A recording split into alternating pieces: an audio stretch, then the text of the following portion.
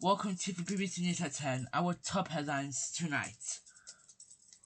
Shocking news as the former MP Conservative leader Ashley Johnson, the former Anne Buckingham, has died at the age of 78. The police have confirmed they are now doing a murder investigation.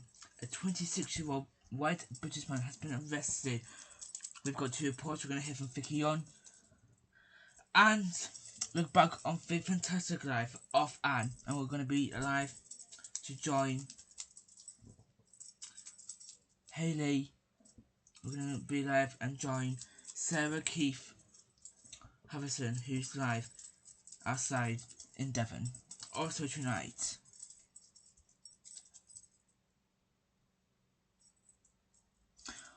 12 people have been killed and 19 are missing after wildfires happen across the Spanish.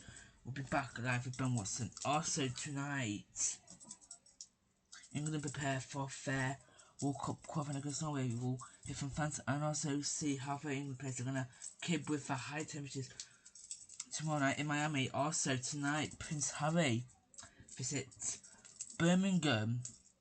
Really time for his children are in the UK. Also tonight. Also, a person almost died after almost flying out of a plane window after it crashes. We'll have the photos of this on that story. And also, Wimbledon, the fairy tells everything but wildcard Arthur Perry as he loses in straight sets to German Alexander Zverev. And Yannick beats Novak Djokovic. Novak Djokovic is pursued for a 25th Grand Slam title is over. We'll also have a weather times with Matt Hayes. Yes, good evening. Another one day I'll go through the forecast in the next probably 40 minutes. Welcome along to the programme. Welcome to the BBC News at 10. I am Keegan Darby. Our top headline. Local MP Conservative leader MP Ashley Johnson and Anne Buckingham has died at the age of 78. It comes after it's confirmed this morning that she died in her home. Police were called to her house yesterday afternoon where they found her body in the house. The police have confirmed someone had murdered her. The police are now doing a murder investigation. A 26 white British man has been arrested tonight. We will be speaking to Vicky and Albert Smith. We will also be joining Sarah Keith, Sarah Keith Jones, who's fair in Devon. But first, this report. We've got two reports. The first report is Vicky Sparks has this report for us. Vicky.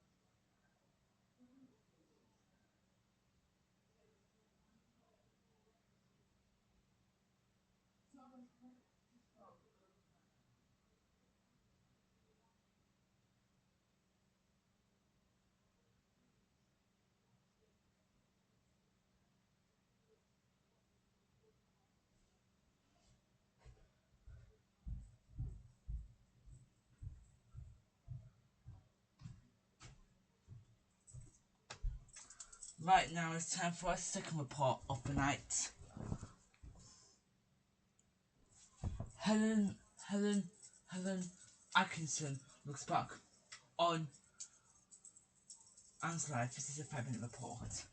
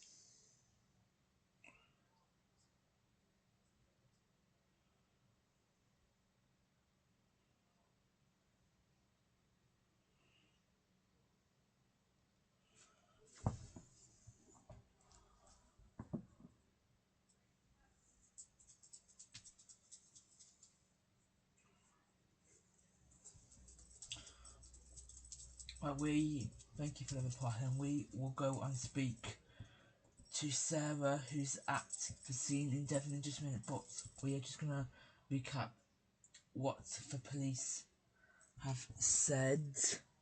They gave a news conference.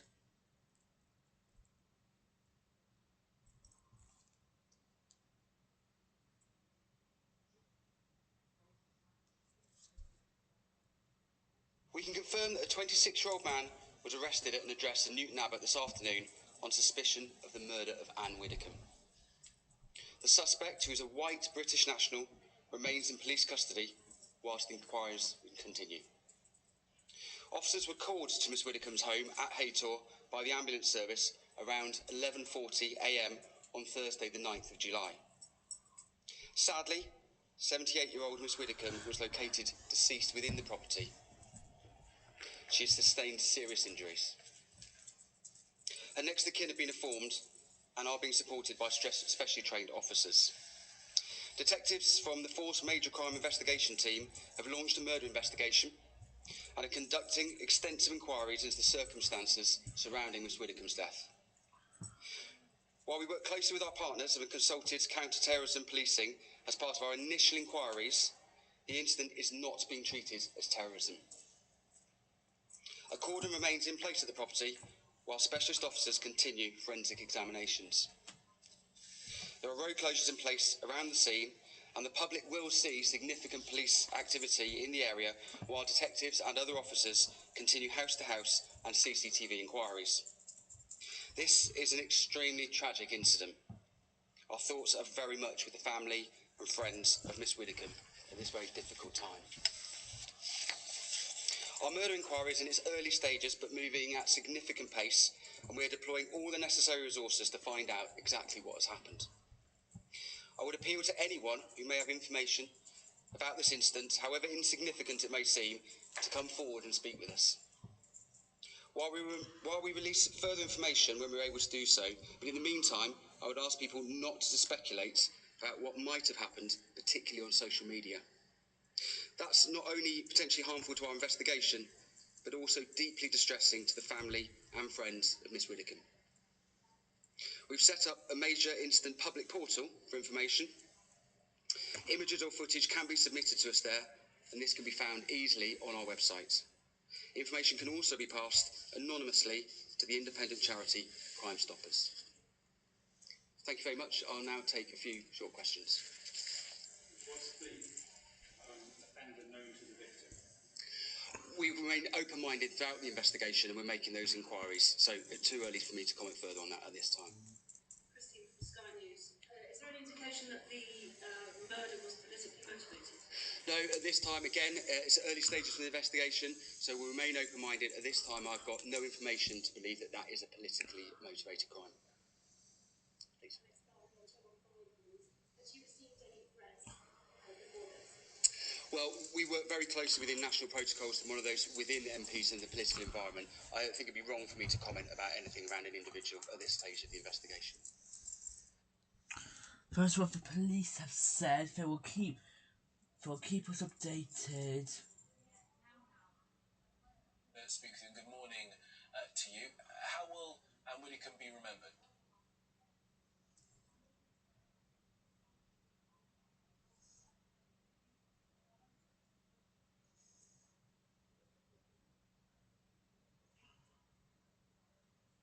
Fast-paced in the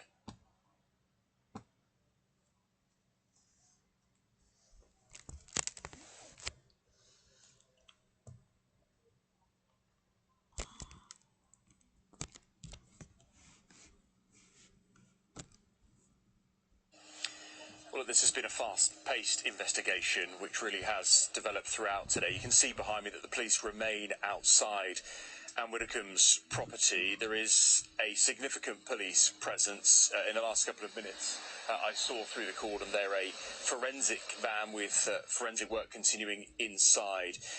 As I say, it has developed quickly throughout the day. We started this morning, of course, learning of the sad news of the death of Anne Widdicombe, and tributes pouring in from across the political and entertainment spectrum throughout the day. It was around about 3 o'clock that we got wind here at Sky News that there was to be a press conference this afternoon. Very little detail initially revealed by Devon and Cornwall Police as to exactly what that was about. That was due to take place at 4:30, and as you'll know, that was delayed by well over an hour. It's our understanding that during that time, the information from the town of Newton Abbot, which is only around 10 or so miles away from here, where the arrest was made of the suspect in this murder investigation was made, and I think that is in part the reason for the delay in that press conference that we just heard from from Devon and Cornwall Police. As you can see behind me at the moment, police continuing to have the tape up here, and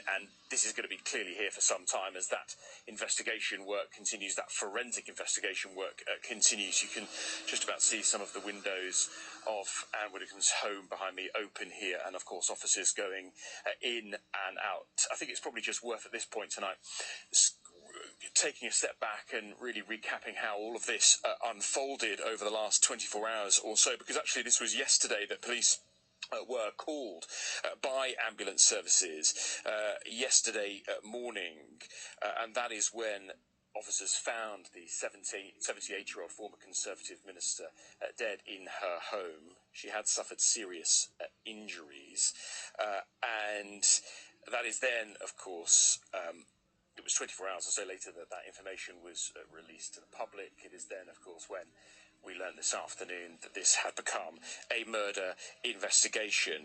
And in that police press conference confirming, as I said, that a 26-year-old male from the town, the market town of Newton Abbot, really the sort of largest large town closest to Dartmoor here, was arrested, a white British national arrested on suspicion of murder. We heard our colleagues from Sky News there asking police whether or not they believe this investigation, this murder, may well have been politically motivated. No information, police say, at the moment which leads them to believe that it was politically motivated. We do know that Devon and Cornwall Police at some stage consulted their counterparts within the counter-terrorism operation, but confirmed that at the moment this is not being treated as terrorism.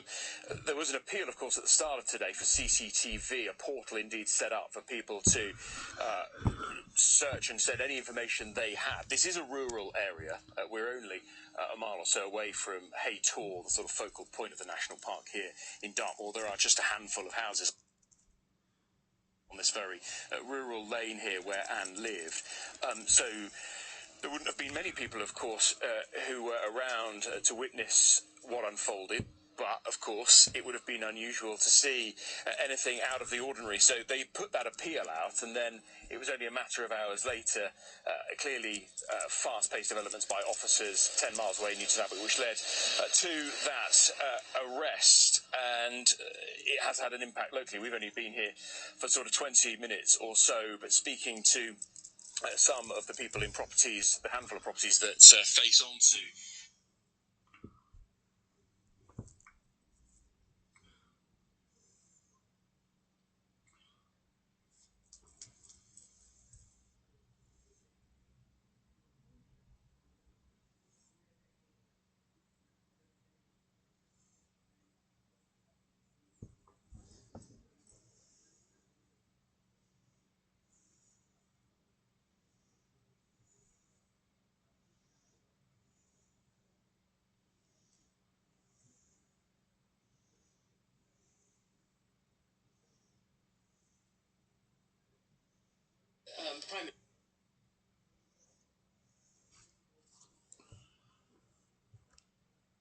Prime Minister, this is a very shocking development. What more can you tell us about the death of Anne Widdecombe? Well, this is really shocking news. And my thoughts, I think all of our thoughts, will be with the family and friends of Anne Widdecombe at this awful time for them. Anne was a distinguished politician over many, many years with many achievements. And it's a huge, huge loss. I've spoken to the Chief Constable this afternoon about the details, and I think this is really important, that this is a moment where we rise above any political differences, the political divide, and say the single most important thing at the moment is that all of us and the public help the police identify the individual suspected and make sure he's arrested as quickly as possible. He's clearly dangerous, and I implore everybody who's got any information in relation to him to help the police with their inquiries, get him into police custody. To that end, I've spoken to the Speaker of the House, I've spoken to the Leader of the Opposition, I've spoken to Nigel Farage as the Leader of Reform, and I've spoken to Andy Burnham to urge everybody to come together at a moment like this and to urge everybody to help the police. But go back to where I started, my thoughts are very much with the family and friends of Anne Widdecombe, a distinguished politician over many, many years. We have seen political violence against politicians in recent years. Is there anything to suggest that Anne Widdecombe's murder was politically motivated? And is the government planning to increase the security of serving or retired politicians in light of this murder? The security of politicians is of the utmost importance, and we have enhanced it in recent years. It's really important we remain vigilant. I'm not going to speculate about this particular case. The Chief Constable has briefed me on the details as they're known at the moment, but I think it's very important for us to have in our thoughts the family and friends of Anne Widdecombe, and to be clear, the single most important thing at the moment is that the suspect is apprehended as quickly as possible by the police. And I urge everybody listening or watching this who's got any information at all which may be of assistance to the police to come forward to make sure that someone who is clearly dangerous is apprehended as quickly as possible, and the police investigation could proceed on that basis. Thank you.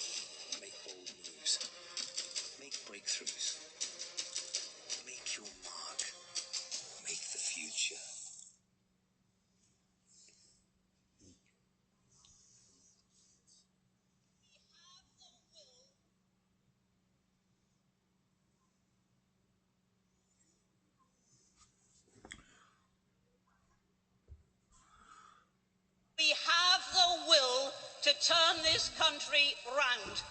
Veteran right-wing politician Anne Widdecombe addressing the Reform UK conference last year. Late this afternoon, police confirmed that the 78-year-old's sudden and unexpected death may have been murder, and they'd taken a man into custody. We can confirm that a 26-year-old man was arrested at an address in Newton Abbot this afternoon on suspicion of the murder of Anne Widdecombe. The suspect, who is a white British national, remains in police custody whilst inquiries continue. Anne Widdecombe had been found dead at her home in Haytor, Dartmoor, yesterday morning with serious injuries. Police refused to rule out a political motive for her suspected murder, but confirmed it wasn't being treated as terrorism. They didn't offer any more details on who the alleged attacker was or whether he was known to them or her already.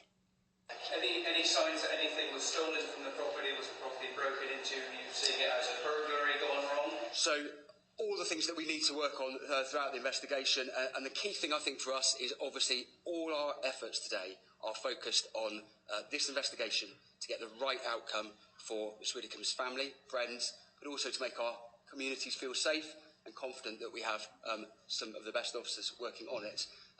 We remain open-minded as to that question. Nothing further to say at this time. After the murders of Labour MP Joe Cox a decade ago and Tory MP David Amess in 2021, this has sent shockwaves through public life. Well, this is really shocking news. And my thoughts, I think all of our thoughts, will be with the family and friends of Anne Widdecombe. Is the government planning to increase the security of serving or retired politicians in light of this murder? The security of politicians is of the utmost importance, and we have enhanced it in recent years. It's really important we remain vigilant. I'm not going to speculate about this particular case. I'm just heartbroken thinking about her family. It's one thing when an elderly person dies, but to know that this is that they were killed, I can't imagine what they must be going through. Anne Widdecombe was a firebrand Tory MP for 23 years, from 1987 to 2010, and a tough-talking prisons minister under John Major, who defended the shackling of pregnant women. We've certainly had a woman abscond when she was fairly well into her pregnancy, and she went for an antenatal appointment and she jumped out of a first-floor window. Known as a social conservative, she defected to the Brexit Party in 2019 and then became Reform's hardline justice and immigration spokesperson. And we will turn the boats round and send them back. Commenting just the day before she was killed this week on the sleaze allegations against Nigel Farage and his shock resignation. He has taken this decision because he wants an end one way or the other. And he's right to do this. She was briefly an MEP, respected and often feared by both her rivals and allies. She is the best known female politician since Margaret Thatcher. Anne Widdecombe regularly courted controversy and faced accusations of using insensitive and racist language. But she stayed in the public eye and gained a new generation of fans with her self-effacing forays into reality television, an ability to not take herself too seriously. Anton Dubek paying tribute to his friend before the news broke that she may have been murdered. My thoughts go out to all of her nearest and dearest and all her family. This is a sad day, and I'm devastated by the news of Anne's passing, but I shall remember her fondly and miss her. Police have appealed for anyone with information that might help them understand why Anne Widdecombe was apparently killed with such brutal violence to come forward. Kemi and Zarin reporting. Well, our senior political correspondent Paul McNamara is in Westminster. Paul. Yeah, a profound shock has descended on Westminster. Anne Widdecombe was a conviction politician, sometimes divisive and never afraid to let you know exactly what she thought, even towards those supposedly on the same team. Famously, in the 1990s, she fell out with Michael Howard. Come the 1997 Tory leadership race, she unleashed the withering phrase about him that he had, quote, something of the night about him. And yet, across the political divide, perhaps in part because of that, she was well respected. Tributes have poured in today. They have transcended party politics. This was a former Tory, a Brexit Party member of the European Parliament and then member of the Reform Party. Her politics, especially in Europe, could not be further from the Liberal Democrats. But this from Ed Davey today, their leader, tweeting, "She was a woman of deep faith who devoted her life to public service." There is no doubt there are many who disagreed with her politics, many that she fell out with. But Anne Widdecombe cared little for what people thought of her, and because of that, people respected her a great deal. Thanks, Paul. Well, joining me now is the broadcaster and author Ian Dale, who's a long-time close personal friend of Anne Widdecombe. Thanks very much for coming in. Tell me first how you'd heard the news she had died. I had a text from one of my LBC producers, former producer Laura, who just said, "Really sorry to hear about Anne." And I'm thinking, what? Which Anne? And then eventually, a couple of minutes later, realised what had happened. And I mean, Anne was 78, which 20 years ago we'd have thought that was quite a good age to reach. But my first thought was, well, she was just so full of life. She was still going around all the media studios, appearing on television, enjoying life. And I think that was my first thought, sort of, I expected her to live into her 90s. And then we heard the shocking news this afternoon. I mean, and I'm genuinely reeling from that because you...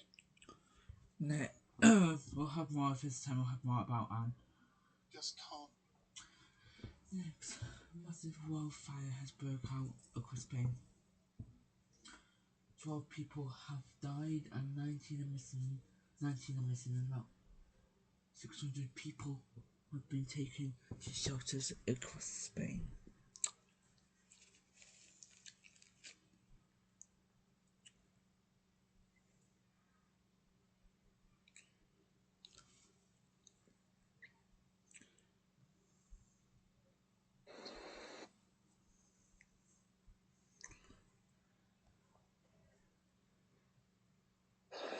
It is a vision of hell, Spain's deadliest wildfire in over 20 years. Europe enduring its third heat wave this summer, scorching temperatures fueling flames which have left at least a dozen dead and 23 others missing. The situation we're experiencing right now, as you can see, I have the flames right behind me. It's terrifying because it's very windy. The fire started and has spread very quickly. The fire started yesterday afternoon. Local officials say it was possibly caused by a power cable falling on parched scrubland, though the electricity company denies that. The fire moved so fast that this care worker couldn't reach the disabled woman she looks after, and she doesn't know whether she's alive or not. The region of Andalusia is popular with retired Britons and other foreign nationals who are believed to account for most of the dead so far. Officials say they panicked and took an unsafe route out. 4 died in their car, another 7 trying to escape on foot, with their relatives asked to give DNA samples to help identify the bodies. The majority are awaiting DNA testing and identification, but everything seems to indicate the majority are from outside Spain, British and Belgian nationals. We don't know what their exact circumstances are. On this hillside, most of the homes belong to British families. Their holiday paradise turned into a disaster zone. After the warmest June on record in Western Europe, Spanish farmers are counting their losses too. It rips your soul out. This is what you're left with. I raised my son where the fire is. I had 600 orange trees there. 150 firefighters have now been backed up by over 200 soldiers. And a local mayor says the situation is more or less under control, though the wind could pick up again. And southern Europe is bracing for more fires amid this dangerously dry summer.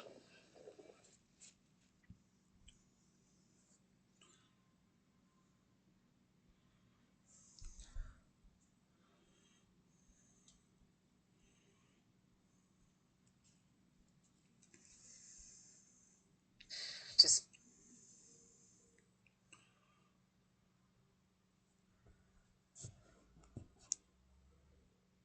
To Spain now, where 4 British nationals are feared dead and more are missing after wildfires broke out in the south of the country.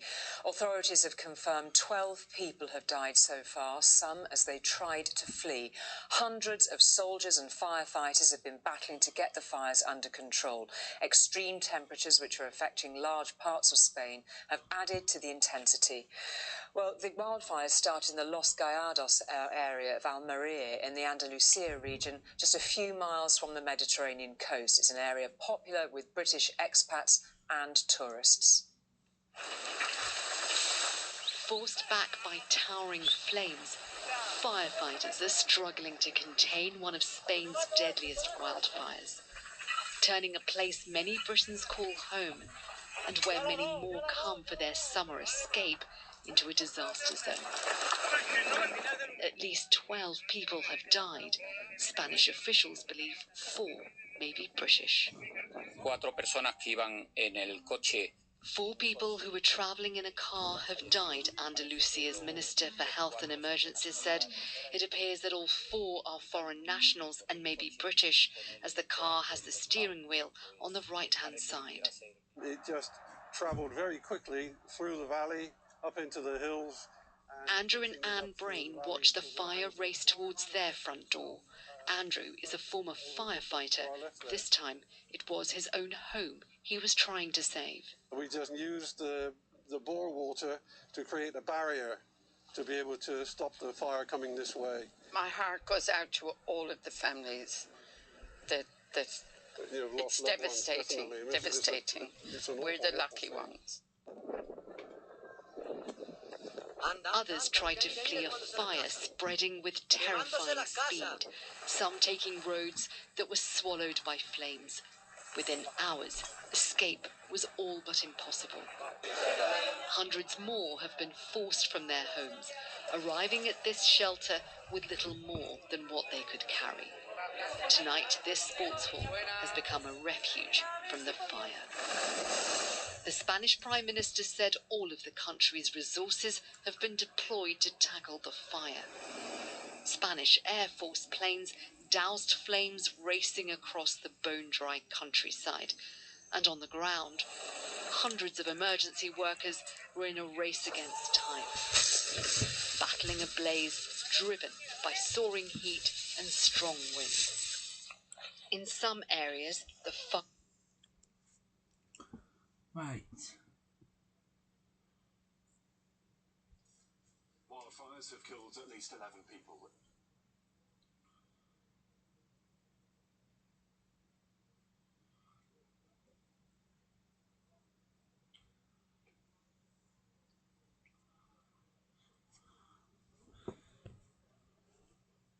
For now, Alessio, thank you. Good to talk to you today on the programme. Alessio Gerlanda there, a journalist at Olive Press. Let's talk about some of those numbers with the BBC's weather presenter Chris Fawkes, who is with me. Chris, nice to see you too. You've been looking at the maps about what may have gone on in that part of Spain. Just explain. Sure, and we can show you a satellite picture. Now, we're used to looking at satellite pictures from weather, but this one's a bit different. What this does is it picks up thermal anomalies. So, if I just try ring the area that we're looking at across southeast Spain. Have a look there. You can just see the first pixel, the first hotspot emerging at about 2:40 yesterday local time.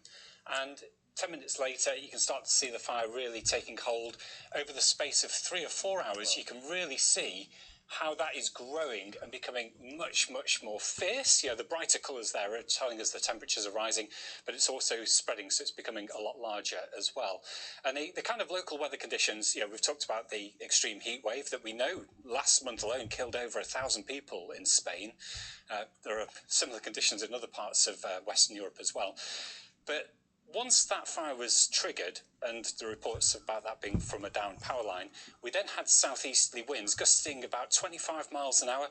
Now, the significance of that is those winds were pushing the fire upslope, and that makes it burn and spread really easily. It's almost like the worst direction where the winds coincide with the local topography. Yeah, it's really a perfect storm when it comes to that. And Chris, we're talking there about those, the heat warnings that have been activated in a number of countries across Europe. Those in themselves, nothing new, but I suppose we should look at the human impact of that, and that's about excess deaths. Yeah, that's right. So when we get these heat waves, we know that we see more people dying than would otherwise die. And these are people that, yes, they might be elderly, they might have underlying health conditions, but they are dying because of the heat. Okay, and we know that in the June heat wave alone, there were over 1,000 excess deaths in Spain. We had similar figures in France. Now, often it takes a little while for these figures to fully emerge, but we know that there are figures in the thousands already, and those figures will just grow as more data becomes available. Talk to me about the situation in the UK as well. Next slide.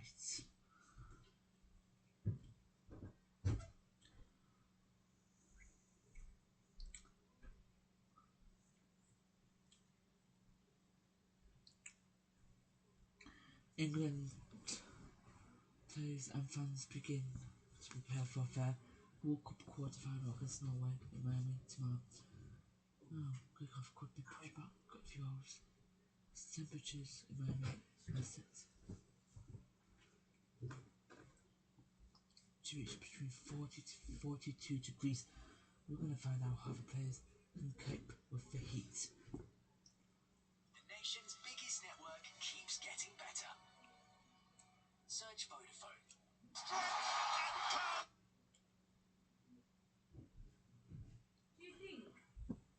You do realise that we do everything else apart from wash floors? There's no wonder we're all sick. Stop Erling Haaland, and a semi-final awaits. Well, it's not that straightforward, of course, but the Giants striker already has 7 goals here, so is in irrepressible form. Smile that says it all. The Three Lions know him well, none more so than Jude Bellingham.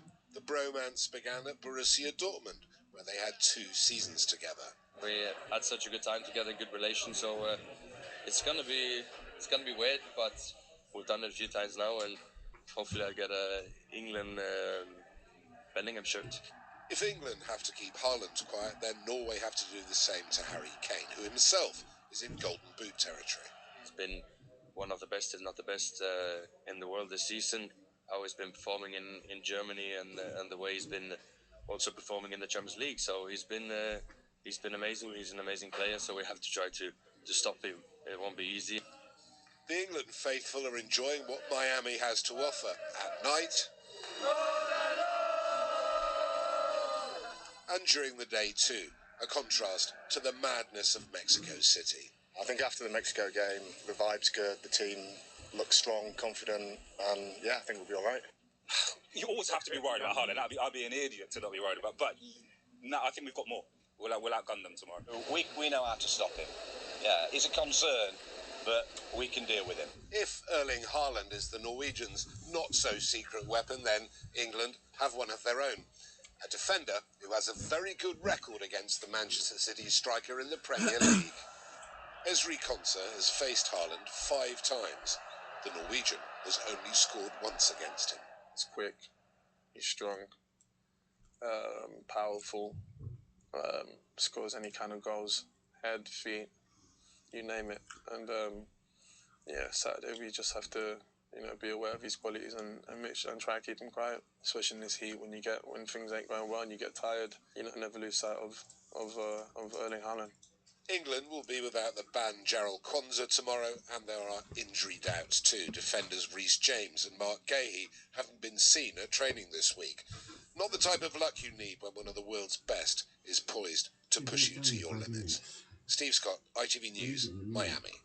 And there ends a World Cup classic. From the altitude of the Azteca, What an absolutely breathtaking, extraordinary match. to melting Miami. For England's players, it's out of the frying pan and into the fire. Very warm and very humid night in Florida. So how will the heat and humidity affect the players and the refs? Red card. So that's a thermometer inside me. To find out, I'm swallowing a pill-shaped monitor that will help me gauge what heat does to performance. So we've set the conditions of the chamber to replicate a heat stress of 28 degrees Celsius. Factor in humidity, that will feel more like 36, but is still cooler than it will be in Miami on Saturday night. Let's get you fitted with your kit. Okay. As well as internal and external temperature. Resting level 36.59 degrees Celsius. Dr. Ollie Gibson from Brunel University. That's great, looking really comfortable. Will monitor my heart rate and breathing. The higher speed running, the sprints that see the biggest drop-off in the heat. This World Cup is on track to see 60% more matches with extreme heat than the last World Cup in the States in 1994, largely as a result of climate change. We now classify you as being moderately hypothermic. England selectors made players do a similar test to this, as an ability to cope with the heat could be the difference between being picked or not. So should we replicate a hydration break then? Absolutely. There's a growing backlash towards them. Controversially, these are mandatory this tournament. An excuse for an ad break. Start the timer for a 3-minute hydration break. Or a sensible safety measure. And is this going to make much difference to my actual core body temperature? The concept is a good one. It's a day where these breaks are required. In reality, the 3 minutes is probably insufficient to make a meaningful difference. 3 minutes is up, time to get exercising. Back to the running. 40 minutes gone. Heart rate's up. Body temperature 1.5 degrees up. And the sweat levels are high. So we're approaching half-time now. Let's get the mask back on you and see how the body's responded. As skin temperature increases, the ability to lose heat to the environment is impaired. The lungs and the muscles that support breathing are now having to work that much harder. The players may be half my age. Okay, we'll call that half-time.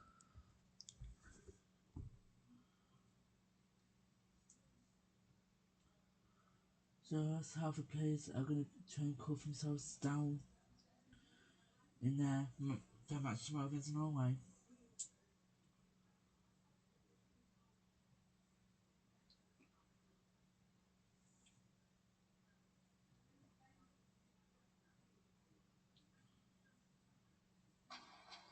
Tonight at 6, the death of the former Conservative Minister Anne Widdecombe. Police have said they've just arrested a 26-year-old man on suspicion of murder.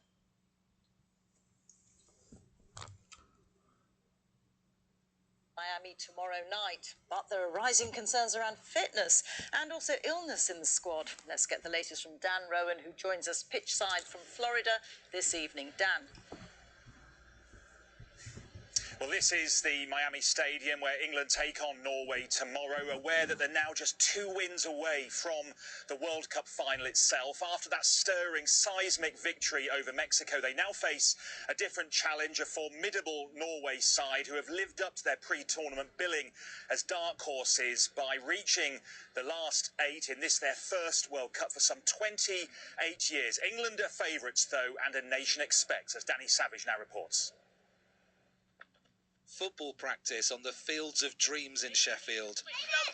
Wisewood girls under 9s and under 10s keep up with their skills throughout the summer, and they're looking forward to England's game tomorrow. My favourite player is Jude Bellingham because he's been really good and he just moves around every time he's switched on.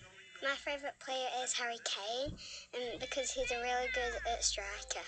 I think England's going to win 3-1. I want England to win, and I think they might win. Home loyalty isn't unanimous, though, especially when money is involved. I want Norway to win because I got it on the sweepstake. 125 miles further north, at the other end of the football age spectrum, Jim Welsh loves watching England. The retired teacher has got a familiar face in one of his yearbooks, which got at least one of its predictions right. Very proud of him. And I'm just over the moon that he has achieved what he has done and got to where he is now. Coming into the World Cup, Alvarado, it's another beauty, and Pickford with another beautiful stop. Age of goalkeepers now, there's a couple at the World Cup 40. He might have 2 more World Cups left, I think. Alvarado with the in-swing. What a good save by Jordan Pickford. He had it in his mind that that is what his aim was in life, to be a footballer, and he did it. Of course, if Norway go out, we will all miss the World Cup viral sensation of the Viking rowing. Done with such force after their last win that the earth moved. At the last game, in 4 cities, the earthquake sensors went off. So, yeah, they're very excited. Back in Sheffield, our young players have been enjoying a different kind of hydration break. It could catch on in this weather, but they know where their hearts lie. Danny Savage, BBC News.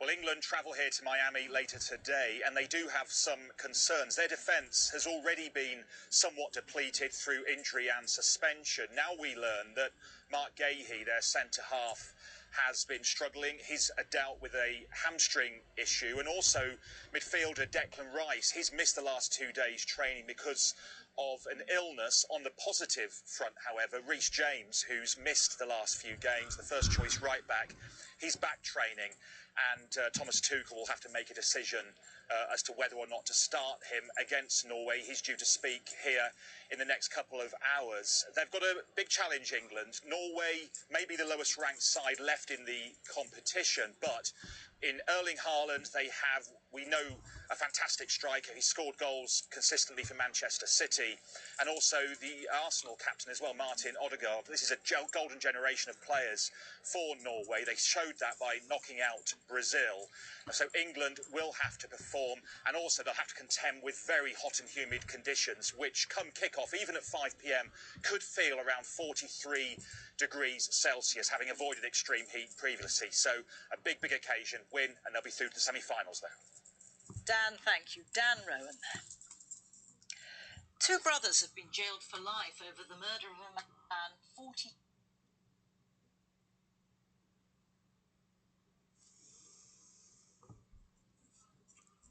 Alexander.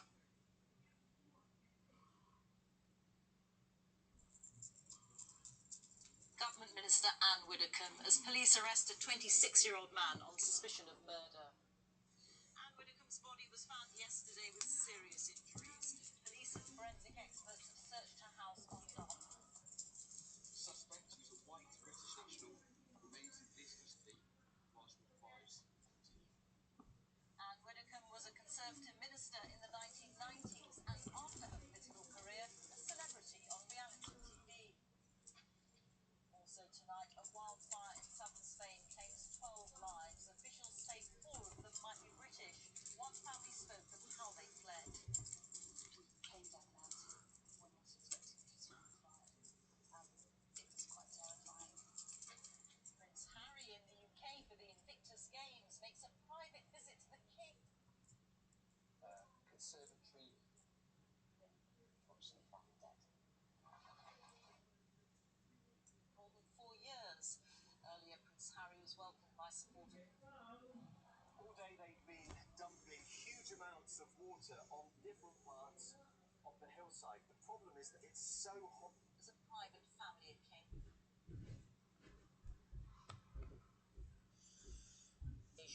And is the first time that the King has seen his grandchildren in person in more than 4 years. Earlier, Prince Harry was welcomed by supporters of the Invictus Games at the National Exhibition Centre in Birmingham. Daniela Rolfe. I'll give my friend 2 in a minute. It was fittingly at Prince Harry's childhood home that this family reunion took place. Away from the cameras, Meghan and Harry's children, Archie and Lilibet, met their grandfather in person for the first time in 4 years. Queen Camilla was also present at the meeting. Buckingham Palace has released very little detail. No photo will be made public, and it's been described as a private family occasion. Earlier, Prince Harry had been 70 miles north at the NEC in Birmingham, marking the countdown to next year's Invictus Games. The original plan had Meghan here too, but security concerns kept her away. And in a television interview, Prince Harry referenced family, but wasn't asked directly about any difficulties. Your kids and Meghan must be so proud of you. Yeah. Do they tell you every day? They don't tell me every day that they're proud of me, but yeah, I'm proud of them. They're proud of me. I love my family.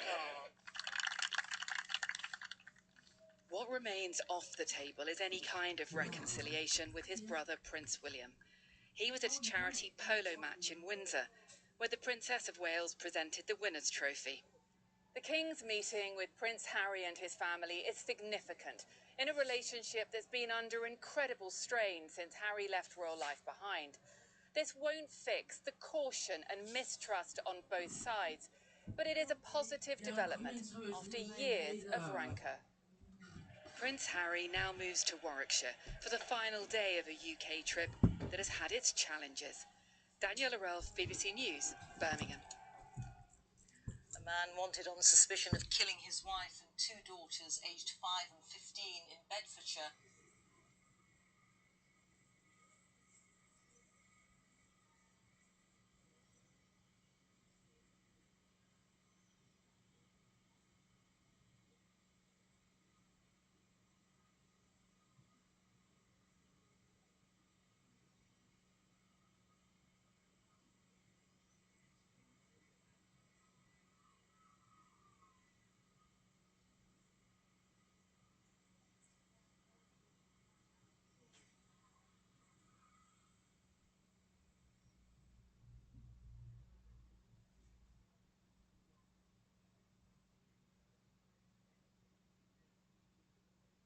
This is the middle seat with Total a bit in 30 seconds.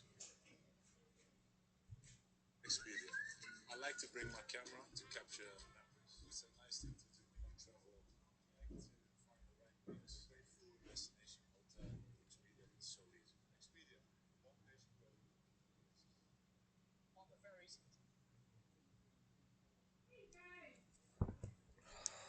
Dream run at Wimbledon is now over. Whoa! Yes, in 30 seconds. SW19 joins Sky News Jackie Belchow now. Jackie, thank you so much for joining us so swiftly after that match concluded. Ferry is out, but just how good has this run to the semis been? Oh, it's been absolutely magical, just wonderful, and something that we never expected. So it was just one of those storylines that grew and grew. I'm not even sure that he expected it, but one thing is for sure, he's acquitted himself so well this fortnight, so many first time on centre court, first time playing 5 sets, playing in this heat, playing 5 sets. The battles he's had, he's covered more ground than any other player in the men's draw. That's how much heart he's got, and that's how much he just wanted to get through this. But today he came up against an opponent in Alexander Zverev, who was inspired. Zverev just wasn't better today because he's better and taller at 6'6" and more experience at 29 and the world number 3 for a reason. It wasn't any of those things, really. It was just the fact that Zverev played an absolutely brilliant match himself, and he wasn't blown away at Arthur Ferry by no stretch of the imagination. He managed to take the first set to a tie-break. Yes, he was blown away in that tie-break, but Zverev played excellently. He sort of bullied him a bit in the second set. That was 6-2. And then in the third set, there was a fight back of sorts at the end from Ferry and something for the crowd to cheer. And he went off, in the end, no disgrace, 6-4. It was straight sets, but, he waved, he smiled.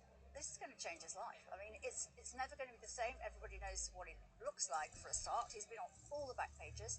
And he goes up to 36 in the world, which is from 114, is a massive jump. That changes everything in tennis terms. You are at the top table of men's tennis, and Zverev referenced that in his on-court interview, that he reckons that Arthur's going to be around for a long time, that he's a very good player, and I think that will all start when we cover the US Open next month, and he will be there in the main draw as of right. All the players know it now.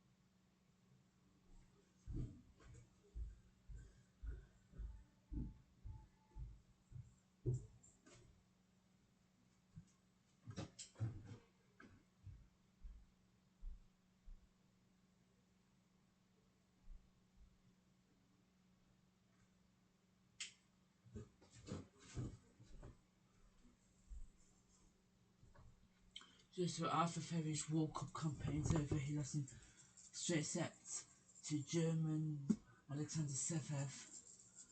But Arthur Ferry managed to take the first set to a tiebreak, but he even struggled. Fifth apart now from our Wimbledon. Here's Ian Collinson. Ian, that's his story for us, Ian.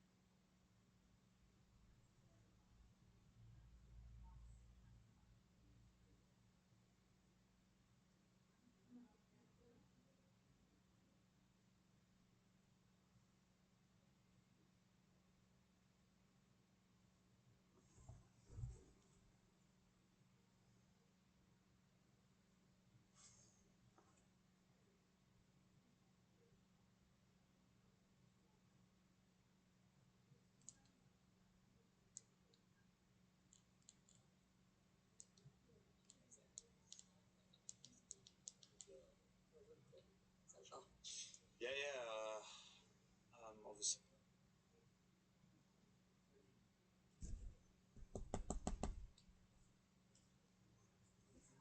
Yeah, a great fortnight for me, and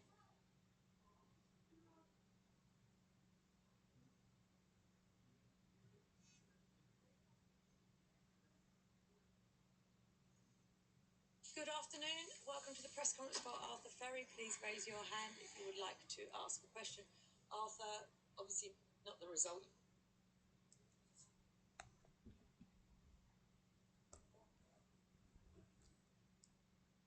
you wanted today, but I mean, you must be happy with your Wimbledon so far.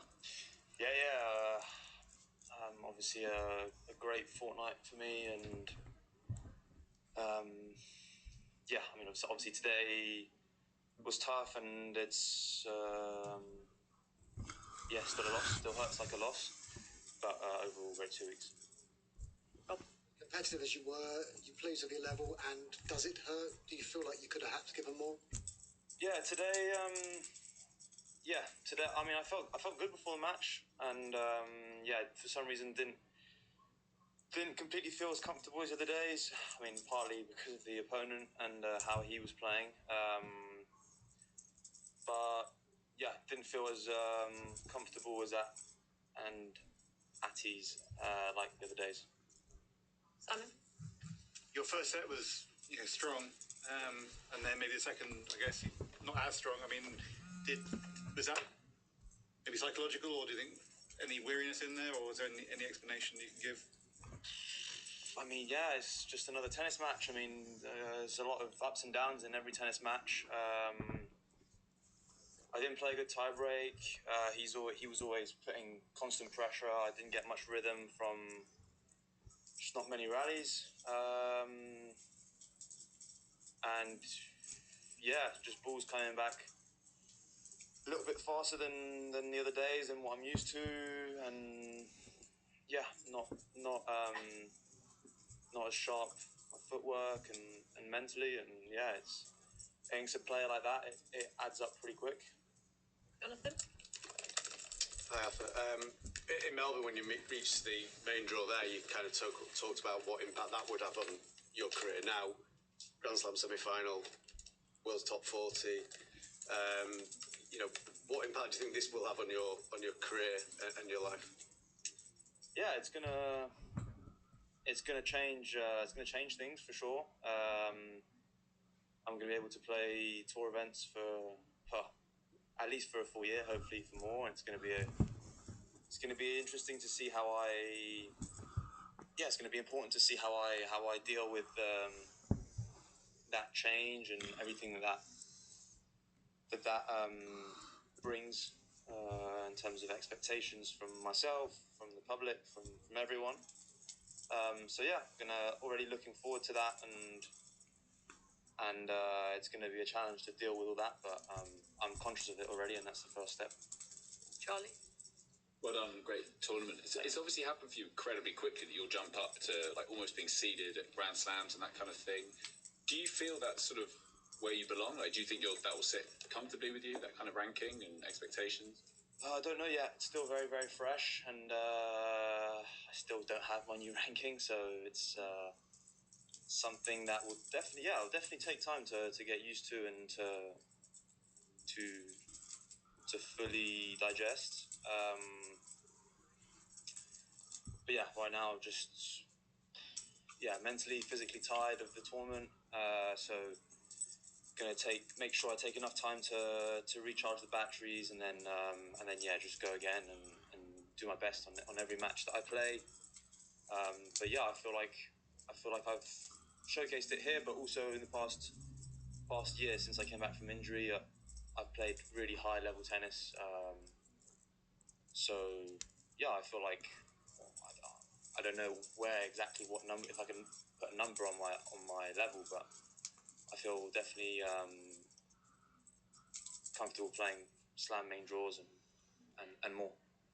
I've been to the few people who've had a similar.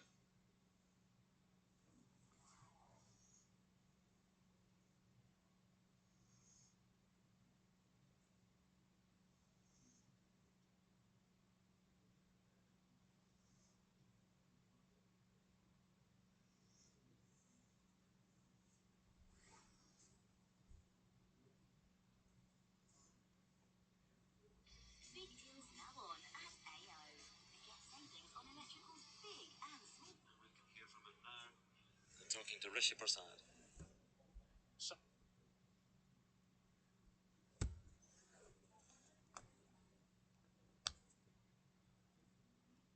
Asha, huge congratulations.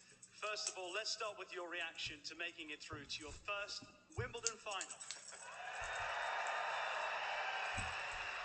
Thank you. Yeah, it's amazing. This Grand Slam has always been the one that I struggle with the most, and now all of a sudden I'm in the final of Wimbledon. So I'm incredibly happy, incredibly proud as well. I think of the team, of everybody who was involved. But we got one more match to go on Sunday, and that's what the focus is on.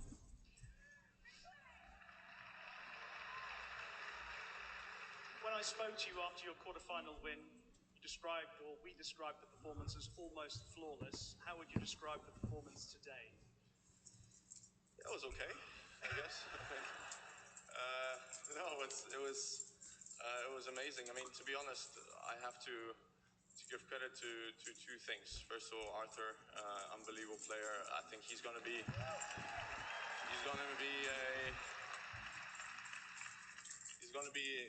a senior citizen on our tour, because I think he's going to play on this tour for 15 plus years and is going to have great results. I think this was just the beginning of his career, and I really think that he's going to do amazing things in this sport. And then for me, the second thing is something that is incredible here is, yes, I know that 99.99% of the stadium was wanting Arthur to win, but it was still such an incredible atmosphere. It was such a fair crowd as well. I enjoyed every second of it, even though, and for me,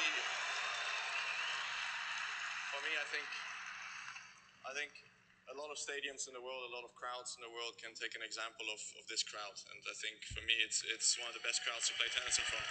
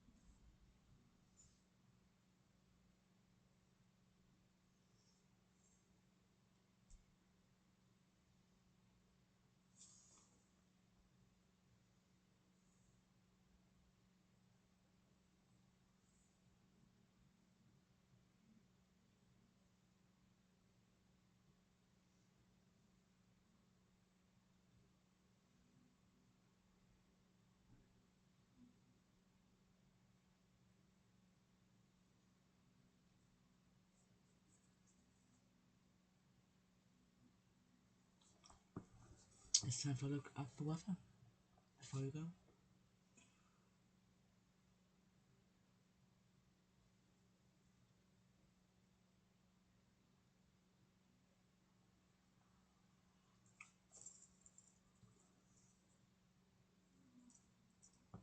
So here is Ben Ritchie. Yes, very good evening, thank you, Keegan. Good evening, everybody.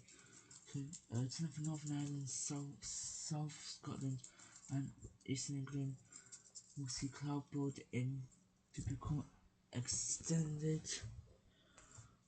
Rain in Scotland becoming confirmed to the northeast, elsewhere dry and mostly clear. Tomorrow looks like shower rain in east and south of Scotland, and north east England will ease later on and dry for the rest, with cloud in the north and far east, but sunshine elsewhere. Hot in the south, but a little bit of an easy breeze will come forward. The outlook for Sunday through to Tuesday. So Sunday we'll see sun across the south, but it will turn breezy under an easy flow. Cloudy for now, full sunlight in Scotland, becoming sunnier later on, very warm in the southwest recently, especially in the northeast coast. Risk of thundery showers across the south on Monday, dry, where any showers easing on Tuesday. Well, that is the forecast for you.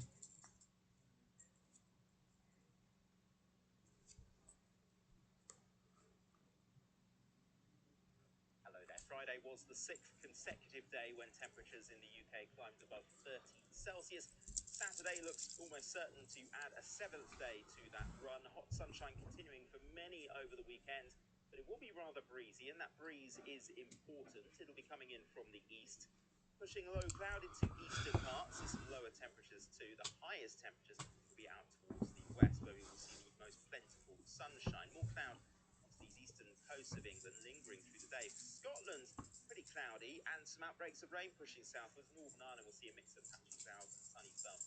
It should be mostly dry. 23 degrees in Belfast, 16 in Aberdeen, 23 there in Hull. A little bit cool for eastern coast, but parts of South Wales, southern England, 32, 33 degrees. Through Saturday night, we'll see some of these areas of cloud drifting further west, some low cloud in one or two locations, some clear spells as well, temperatures of 11 to 17 degrees. And then we head into Sunday, some areas of cloud first thing, which will tend to break up, and then lots of sunshine with that fairly noticeable breeze coming from the east or the northeast. So some lower temperatures off the coast, and even further west, perhaps temperatures just dropping down by a degree or so. Monday, again, could be just a little bit less hot, but temperatures actually look set to climb again as we head towards the middle of the coming week. What's that? That is it for me and our late team.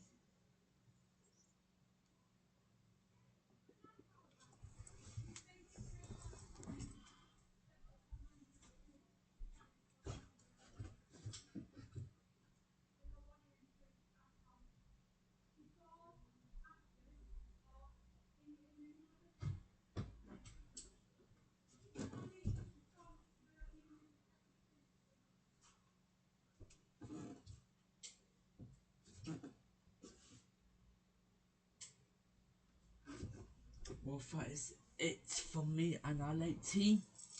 I believe I'll be back with you with tomorrow lunchtime news here on BBC One, BBC Have here, BBC News. I'll be back and also with my speaker at 12:50 PM tomorrow lunchtime with lunchtime news. From us and for Hodgson. Have a great evening, stay safe, and enjoy the sunshine from us and for Hodgson. Have a great evening. Bye bye.